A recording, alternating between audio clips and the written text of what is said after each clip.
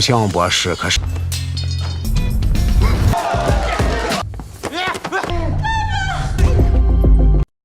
Movie की शुरुआत में शाओलिन टेम्पल को दिखाया जाता है जहां एक छोटा सा लड़का साधु की जिंदगी बिता रहा होता है। इतू सा बच्चा और साधु, ऐसा भी होता है दोस्तों। खैर, इस नन्हे मुन्ने साधु का प्यारा सा नाम है शी और आज इसका कोई टेस्ट है, इसीलिए वो बुद्ध भगवान से प्रार्थना करके लौट रहा होता है। तब उसका एक सीनियर हवा में उड़कर उसको अटैक करने आता है और शायद यही उसका टेस्ट भी है। उस कमरे में एक अगरबत्ती जल रही होती है और उसके बुझने से पहले शी को अपना टेस्ट पूरा करना होगा। शुरू में तो शी बार बार झुककर उस सीनियर के अटैक से बच जाता है, लेकिन जब सीनियर को अटैक करने की उसकी बारी आती है तो वो पहले उसको सॉरी कहता है और हवा में घूम घूम कर सीनियर पर किक्स की बरसात कर देता है। पलक झपकते ही वो सीनियर पर एक बड़ा बास्केट डालकर उसको लॉक कर देता है। फिर वो बांस की लंबी लकड़ी निकालता है और दूसरे सीनियर को अटैक करता है। अब इस सीनियर के पास एक नहीं 2 तलवारें हैं। वो दोनों तलवारों से शी की लकड़ी को काटने की कोशिश करता है, लेकिन लगता है शी डिफेंस में भी माहिर है और वो अपनी लकड़ी को घुमा घुमा कर सीनियर की दोनों तलवारें नीचे गिरा देता है और इस तरह दूसरा सीनियर भी हार जाता है। अब आखिर में एक सुपर सीनियर साधु उससे मुकाबला करता है।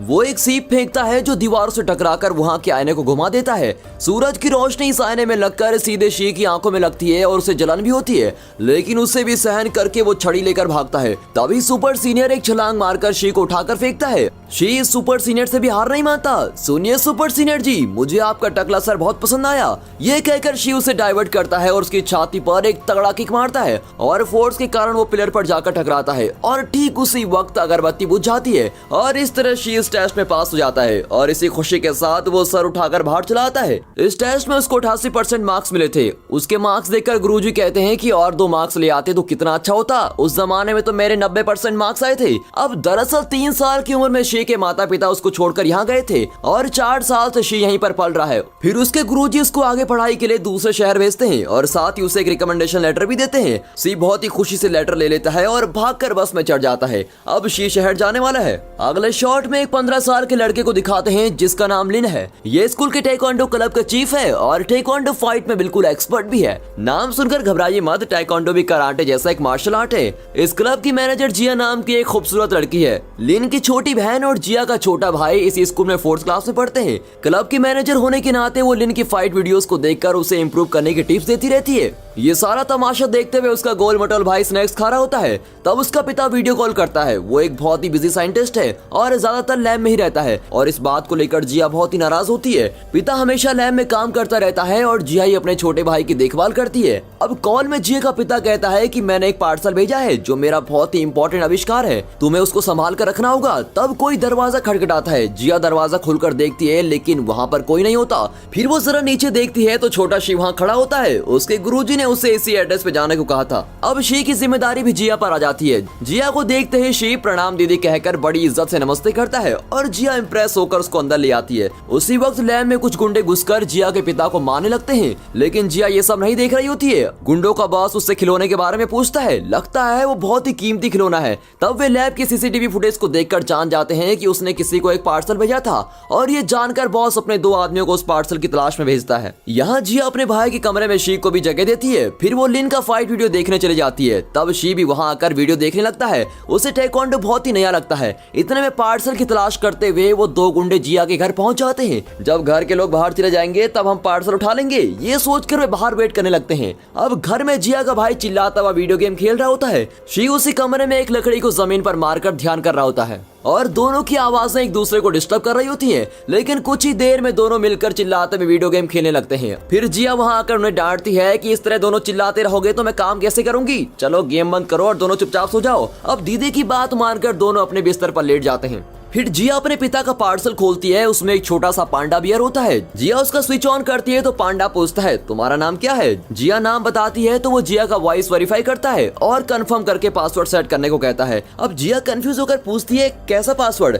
लेकिन पांडा इसे ही पासवर्ड समझकर सेट कर देता है। जिया के पिता ने एलेक्सा जैसी एक एडवांस टेक्नोलॉजी इसमें सेट की होती है जो सिर्फ जिया की आवाज से ही चल सकती है। अब इतना ही नहीं, उसके पिता ने पांडा में जिया की माँ की आवाज सेट की होती है। जिया की माँ कुछ साल पहले गुजर गई थी। पांडा को माँ की आवाज में बोलते देख जिया बहुत ही खुश हो जाती है और कहती है मॉम आई मिस यू। पांडा से जवाब आता है आई मिस यू टू जिया। अगली सुबह जिया दोनों बच्चों को तैयार करके स्कूल लेके जाती है। तब गुंडे उन्हें बाइनोकुलर से देख रहे होते हैं। पांडा बियर्ड जिया के बैग से कीचेन की तरह लटक रहा होता है। तब दोनों में से एक बेवकूफ गुंडा पांडा को चुराने जाता है। स्कूल के रास्ते में ये तीनों लिन और उसकी बहन से मिलते हैं। लिन जिया को लंच बैग देता है और बदले में जिया उसको फाइटिंग के टिप्स देती है कि तुम्हें इस तरह डिफेंस करना चाहिए, ऐसे मूव करने चाहिए वगैरह वगैरह। अब सच तो यह है कि जिया को लिन पर क्रश है और बड़े प्यार से उससे बातें करती है। फिर वो शी को उससे इंट्रोड्यूस करवाती है। तब वो गुंडा धीरे से आकर पांडा को चुरा ले जाता है, लेकिन शी उसको देख लेता है और लगातार कई समरसॉल्ट्स करके उसको मार गिराता है। और ये देखकर लिन को शी के अंदर का फाइटर नजर आता है। फिर वो उस गुंडे को एक तगड़ा किक मारता है और पीछे से शी उस पर अटैक करता है। अब इस तरह दोनों तरफ से मार खाकर वो बेवकूफ नीचे गिर जाता है। डर के मारे वो लिन को पांडा तो दे देता है, लेकिन चालाकी से उसे खींचकर भाग जाता है। अब शी और लिन उसको चेज करते हैं और बिल्डिंग पर जंप करके दोनों तरफ से लॉक कर देते हैं। अब इनसे बचने के लिए वो नीचे कूद जाता है और जिया उसे एक कचड़े के ड्रम में फेंक देती है। जिया का भाई उससे पांडा छीन लेता है और ड्रम को सड़क पर लुढ़का देता है। गुंडा इन लोगों से कहता है कि पूरा परिवार लड़ाकों से भरा हुआ है तो हम गुंडे अपना धंधा बंद कर दे क्या, और ये कहकर वो भाग जाता है। अब अपना पांडा वापस लेकर जिया बहुत ही खुश हो जाती है। अब शी अपनी क्लास में जाता है और टीचर स्टूडेंट से कहती है कि ये शी है और ये मामूली स्टूडेंट नहीं है बल्कि शाओलिन टेंपल का एक साधु है। और ये जानकर स्टूडेंट उससे सवाल करने लगते हैं कि क्या तुम बॉक्सिंग जानते हो या फिर कुंफू जानते हो, क्या तुम भविष्य में शादी करोगे, ऐसे ऐसे सवाल करके उसको कंफ्यूज कर देते हैं। उसी शाम को पीटी पीरियड में शी स्कूल ग्राउंड में होता है। अब इस स्कूल में हर साल बच्चों का फिजिकल फिटनेस चेक किया जाता है। जो इसमें पास होगा वही दूसरा एग्जाम दे पाएगा। अब यहाँ पॉज करके सोचिए कि क्या हमारी एजुकेशन सिस्टम भी ऐसी होनी चाहिए। स्कूल में सिर्फ पढ़ाई और मार्क्स पर फोकस करने के बजाय अगर बच्चों की शारीरिक और मानसिक सेहत पर ज्यादा ध्यान दिया जाए तो वे अपनी पूरी काबिलियत के अनुसार अच्छा परफॉर्म कर सकते हैं। क्या आप भी ऐसा मानते हो? अपना ओपिनियन कमेंट्स में हमारे साथ जरूर शेयर कीजिए। अब कहानी में आगे बढ़ते हैं। यहाँ पीटी पीरियड में भी जिया का भाई मुंह में स्नैक्स दबा रहा होता है। सबसे पहले रनिंग रेस होती है। इससे पहले कि दूसरे बच्चे आधा डिस्टेंस कवर कर पाते हैं, अपना शीप पूरा फील्ड कवर कर देता है। फिर पुशअप्स की बारी आती है जिसमें सभी दोनों हाथों से पुशअप्स कर रहे होते हैं, लेकिन शी एक ही हाथ से और वो भी उल्टा खड़ा होकर सारे पुशअप्स आसानी से कर लेता है। और ये देखकर लिन की बहन बहुत ही इंप्रेस हो जाती है। फिर हडल्स रेस होती है और शी को कॉपी करके जिया का भाई भी हडल के ऊपर से छलांग मारता है और धड़ करके नीचे गिरता है। दूसरी ओर गुंडों के बॉस ने साइंटिस्ट को बांध कर रखा होता है। जब तक मुझे पांडा नहीं मिलेगा मैं तुम्हें नहीं छोड़ूंगा, ये कहकर वो साइंटिस्ट को धमका रहा होता है। लेकिन उसके बेवकूफ आदमी पांडा को ढूंढने के बजाय रोज नया बहाना ढूंढ रहे थे। यहाँ स्कूल में शी जिया के भाई से कहता है मैं तुम्हें रोज ट्रेनिंग दूंगा और तुम आसानी से फिजिकल फिटनेस टेस्ट को पास कर सकोगे। यूं ही बातें करते हुए वे स्कूल स्टेडियम की ओर जाते हैं। वहाँ लिन प्रैक्टिस कर रहा होता है और शी का बड़ा मन करता है कि वो भी लिन के साथ फाइट करे। उस रात वो दोनों गुंडे फिर अपनी कार में जिया के घर के बाहर वेट कर रहे होते हैं। एक आदमी पिछले दिन बच्चों से पिट चुका था और बैंडेज लिपट कर बैठा होता है। अब दूसरा गुंडा घर में घुसने की कोशिश करता है, लेकिन बाहर की कांटली झाड़ियों में गिरकर घायल हालत में लौट जाता है। घर में शी ली का फाइटिंग मेथड प्रैक्टिस कर रहा होता है। तभी दोनों जोकर गुंडे अंदर आते हैं। उन्हें आते देख शी छुप जाता है और चीजें उधर उधर फेंक कर उनको कंफ्यूज करता है। फिर बाहर निकालकर उनके मुंह और पेट पर बारंबार किक करता है। आवाज सुनकर जिया नीचे आती है और दोनों गुंडे वहाँ पड़ा हुआ कोई पुराना पांडा उठाकर भाग जाते हैं। अब जिया के आते ही शी कहता है दीदी यहाँ वो चोर आए थे लेकिन मैंने अकेले उन्हें मारकर भगा दिया। अब जिया उसकी बात को मजाक समझकर कहती है बहुत कहानी हो चुकी है, चल अब सो जा, और ये कहकर वो ऊपर चले जाती है। यहाँ गुंडों का बॉस टेंशन में होता है क्योंकि ये दोनों गधे जो खिलौना लाए थे वो बिल्कुल नकली था। वो साइंटिस्ट का बनाया हुआ पांडा नहीं था, वो मार्केट का कोई सस्ता सा पांडा था। और बॉस गुस्से में अपने आदमियों को लिटाकर उनके मुंह में गोल्फ बॉल डाल देता है और कहता है कि अगर 3 दिन में मुझे वो ओरिजिनल पांडा नहीं मिला तो मैं गोल्फ स्टिक से तुम दोनों का मुंह तोड़ दूंगा। अब दोनों आदमी फिर से पांडा को ढूंढने निकलते हैं। अगले दिन शाम को शी स्कूल यूनिफॉर्म पहनकर स्टेडियम में बैठा होता है। तब ली की बहन कहती है यार मुझे बड़े होने से बहुत डर लगता है, बड़ी होकर मैं भी उस दीदी की तरह बदसूरत हो गई तो। अब ये कहते हुए वो 2 लड़कियों की तरफ इशारा करती है। सच में वे दोनों वही गुंडे हैं जो पांडा चुराने की कोशिश कर रहे थे। शी भी उन्हें पहचान नहीं पाता। सभी लोग लिन की फाइटिंग एंजॉय कर रहे होते हैं। लिन की बहन बहुत ही शो ऑफ करती है कि मेरे भाई को कोई नहीं हरा सकता, अगर किसी में हिम्मत है तो वो उससे लड़कर दिखाए। फिर वो शी को चैलेंज करती है कि तुम तो कुंफू में माहिर हो ना, मेरे भाई से लड़ोगे, और लिन भी चैलेंज के लिए मान जाता है। अब लिन और शी के बीच लड़ाई शुरू हो जाती है। सारे बच्चे एक दूसरे को धक्का देकर फाइट देखने के लिए आगे आते हैं, लेकिन लड़कियों के भेष में लास्ट रो में बैठे हुए गुंडे जिया के बैग को घूर रहे होते हैं और इसी बीच शी और लिन के बीच शानदार लड़ाई चल रही होती है। तब दोनों गुंडे पांडा को बैग से अलग करने की कोशिश करते हैं और शी और लिन फाइटिंग में एकदम बराबर के खिलाड़ी होते हैं और मैदान में दोनों अपनी काबिलियत दिखा रहे होते हैं। इस वजह से हार और जीत के बजाय मैच ड्रॉ हो जाता है। तब संयोग से जी का भाई उन गुंडों को देख लेता है और जोर से चिल्लाता है और दोनों गुंडे अपनी विग उतार कर पांडा को लेकर वहाँ से भाग जाते हैं। वहाँ की सारे बच्चे उन दोनों का पीछा करते हैं और पूरा स्टेडियम तहस नहस हो जाता है। एन वक्त पर पीटी सर वहां आकर सबको डांटने लगता है और उसी गैप में वो दोनों गुंडे भाग जाते हैं। अगले दिन पीटी सर की मदद लेकर जिया उन गुंडों पर पुलिस कंप्लेंट दर्ज करवाती है कि उन लोगों ने उसका कीमती खिलौना चुरा दिया है। अब शी की क्लास टीचर उससे कहती है, देखो बेटा, माना कि तुम कुंफू जानते हो, लेकिन इसका मतलब ये नहीं कि तुम हमेशा लड़ाई करते रहो। और टीचर की ऐसी वार्निंग को सुनकर शी जरा गिल्टी फील करने लगता है और सोचता है कि अगर मैंने उस वक्त लड़ाई नहीं की होती तो पांडा कहीं नहीं जाता। इस तरह वो मायूस होकर क्लास की बेंचेस के पीछे जाकर बैठ जाता है। तब उसके साथी उसको दिलासा देते हैं। जिया कहती है, शी तुम फिक्र मत करो, हम सब मिलकर उस पांडा को ढूंढ निकालेंगे। तब जाकर बेचारा शी का चेहरा थोड़ा खिल जाता है और वो अपने चारों साथियों के साथ मिलकर स्टेडियम को साफ करने लगता है। अब इसी बीच गुंडों का गैंग अपना दूसरा प्लान तैयार करता है। यहाँ लिन शी को टाइकोंडो आर्ट सिखाने लगता है और उसी वक्त वहाँ गुंडों का बॉस पांडा से पेन ड्राइव बाहर निकालता है। फिर उस पेन ड्राइव का एक सॉफ्टवेयर अपने कंप्यूटर में कॉपी करता है और इसे एक सॉफ्टवेयर की कीमत लगभग 100 करोड़ होती है। सॉफ्टवेयर 100% डाउनलोड तो हो जाता है, लेकिन अब पासवर्ड के बिना उसको खोल नहीं पाता और रात भर अपना सर पटक पटक कर गुंडे हर तरह के पासवर्ड टेस्ट करते हैं, लेकिन कोई भी काम नहीं करता। अब सुबह होने लगती है लेकिन उनको करेक्ट पासवर्ड नहीं मिलता। बॉस अब टेंशन में आकर बड़बड़ाने लगता है कि वो कैसा पासवर्ड होगा और वो ये नहीं जानता कि कैसा पासवर्ड ही सॉफ्टवेयर का पासवर्ड है जो जिया ने अनजाने में सेट कर दिया था।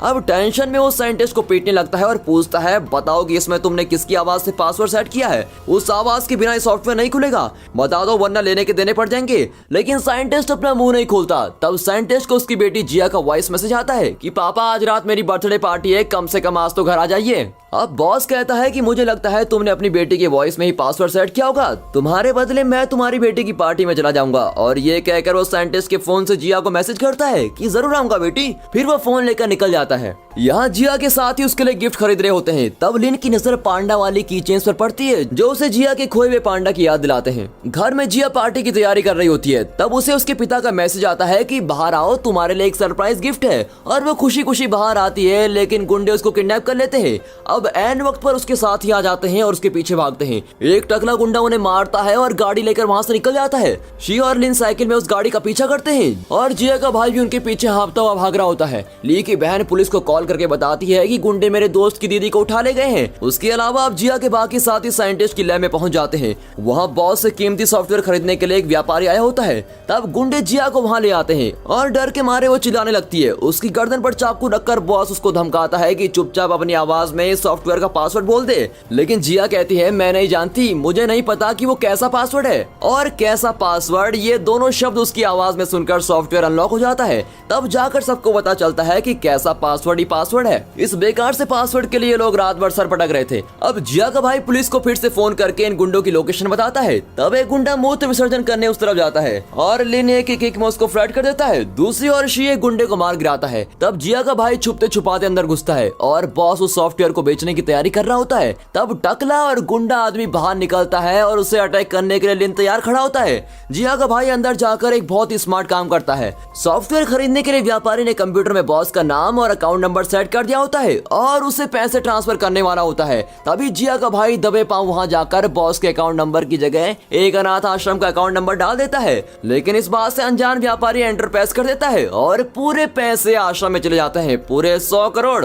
बॉस अब टेंशन में हो जाता है कि अरे माल अब तक क्यों नहीं ट्रांसफर हुआ। इतने में वो जिया के भाई को देख लेते हैं और उसके कान खींचकर लेके आते हैं। तभी शी आगे के दरवाजे से अंदर आता है और व्यापारी के बॉडीगार्ड्स को मार मार कर फ्लैट कर देता है। इसी बीच जिया और उसका भाई अपने पापा के हाथ खोल देते हैं। इन सब के बीच व्यापारी उस सॉफ्टवेयर को किसी भी तरह चुराने की कोशिश करता है और पैसे ट्रांसफर न होने की वजह से बॉस व्यापारी के आदमियों से भिड़ जाता है। वे कहते हैं, पर हमने तो पैसे भेज दिए हैं। बॉस चिल्लाता है कि पैसे मेरे अकाउंट में नहीं है, तुम 100 करोड़ का चूना लगाओगे मुझे। ये कहकर वो उनसे लड़ने लगता है। अब व्यापारी के गार्ड्स बॉस को अटैक करने लगते हैं। उनसे बचकर बॉस पेन ड्राइव को एक पेटी में लेकर भाग जाता है और शी उसको चेस करता हुआ बाहर आता है। वहाँ वो टकला गुंडा लिन को उठाकर पटक देता है और इन्हें अटैक करने के लिए बिल्कुल तैयार खड़ा होता है। इतने में लिन और शी मिलकर उसको अटैक करते हैं। यहाँ साइंटिस्ट जिया और उसका भाई बॉस को चेस करते हैं और एक जगह वो लॉक हो जाता है। फिर तीनों मिलकर उसको खूब पीटते हैं। टकला गुंडा शी और लिन से लड़ रहा होता है और शी हवा में उड़कर बैक शॉट में उसको एक किक मारता है। लिन भी छलांग मारकर अपने दोनों पैरों से उस गुंडे का गला घोंटता है है और बस स्पॉट पर ही फ्लड हो जाता है।